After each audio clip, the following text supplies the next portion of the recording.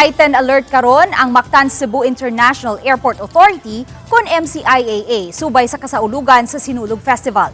Subay niini gi-cordon dayon ang luggage nga nahabilin sa domestic arrival area sa Mactan Airport nga nabantayan pasado alas 7 ganihang buntag. Gipasimhot dayon kini sa K9 unit aron pagsiguro nga dili kini bomba.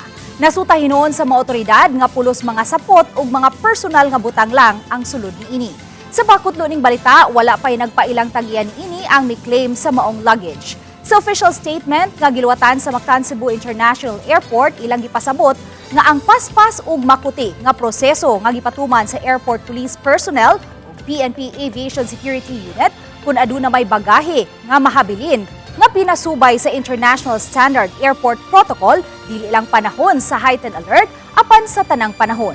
Ang kaluwas sa parehong mga pasahero o mga personnel sa airport mao'y prioridad sa MCIA.